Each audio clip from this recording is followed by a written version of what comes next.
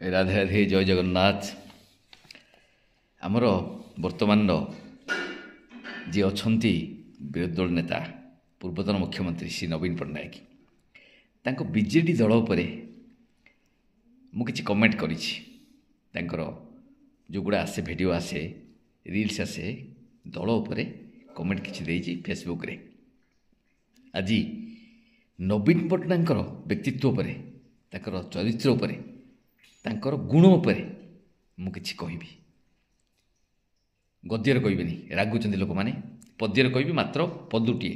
ପ୍ରଥମ କଥା, ଜୀବନରେ ଯେତେବେଳେ ପଲିଟିକ୍ସକି ଏଣ୍ଟ୍ରି କଲେ, ଓଡ଼ିଶା ପଲିଟିକ୍ସରେ ସେ ଯାହା କରିଛନ୍ତି ଗୋଟିଏ କଥା କହିବି। ଏମିତି ଅନେକ ହେଇଛି, ଧୀରେ ଧୀରେ ତା'ର ବ୍ୟାଖ୍ୟା କରାଯିବ। ଗୋଟିଏ କଥା କହିବି, ଆଉ ପଦ୍ୟ ଆକାରରେ କହୁଛି, ସେଇଟା ଆପଣ ଶୁଣନ୍ତୁ। ଶୁଣିଲା ପରେ ଆପଣ ଚିନ୍ତା କରିବେ, ବିଚାର କରିବେ। ନବୀନ ବିଚକ୍ଷଣ ଦକ୍ଷ ପ୍ରଶାସକ, ନବୀନ ବିଚକ୍ଷଣ ଦକ୍ଷ ପ୍ରଶାସକ। ସେ କ'ଣ କରନ୍ତି?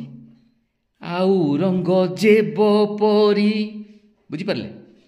ଆଉରଙ୍ଗଜେବ ପରି ନେତାଙ୍କୁ ସନ୍ଦେହ କରି, ଆଉରଙ୍ଗଜେବ ପରି ନେତାଙ୍କୁ ସନ୍ଦେହ କରି ପକ୍ଷ ଛେଦନ କରନ୍ତି ତାଙ୍କ ନବୀନ ବିଚକ୍ଷଣ ଦକ୍ଷ ପ୍ରଶାସକ, ନବୀନ ବିଚକ୍ଷଣ ଦକ୍ଷ ପ୍ରଶାସକ। ନମିନେସନ୍ ଫାଇଲ୍ ହେବାକୁ ଯାଉଛି କେନ୍ଦ୍ରାପଡ଼ାରେ। ପାଟକୁରା ବିଧାୟକ ପ୍ରଥମ ଶିକାର ହେଲେ ବିଜୟ ମହାପାତ୍ର। ତୁଙ୍ଗ ନେତା, ଦକ୍ଷ ନେତା ସିଏ। ତାଙ୍କ ବାପା ବିଜୁ ପଟ୍ଟନାୟକ ସମୟର ମନ୍ତ୍ରୀ। ତାଙ୍କୁ କୁହାଯାଉଥିଲା ସୁପର ଚିଫ୍ ମିନିଷ୍ଟର କୁହାଯାଉଥିଲା। ବିଜୟ ମହାପାତ୍ରକୁ ସୁପର ଚିଫ୍ ମିନିଷ୍ଟର କୁହାଯାଏ। ତାଙ୍କ ଡେଣାକୁ ଆଗେ ହାଣିଲେ। ନମିନେସନ୍ ଫାଇଲ୍ କରିବାକୁ ଯାଉଛନ୍ତି କେନ୍ଦ୍ରାପଡ଼ା କଲେକ୍ଟରେଟ୍କୁ। ସେ ସମୟରେ କଲେକ୍ଟରେଟ୍ରେ, କଲେକ୍ଟରେଟ୍, କେନ୍ଦ୍ରାପଡ଼ା କଲେକ୍ଟରକୁ ଯାଉଛନ୍ତି। ନମିନେସନ୍ ଫାଇଲ୍ କରିବେ। ପଟୁଆରରେ ଯାଇଛନ୍ତି, ବାଜା ବଜେଇ ପଟୁଆରରେ ଯାଇଛନ୍ତି ବିଜୟ ମହାପାତ୍ର। ଦେଖିଲା ବେଳକୁ ଦଳରୁ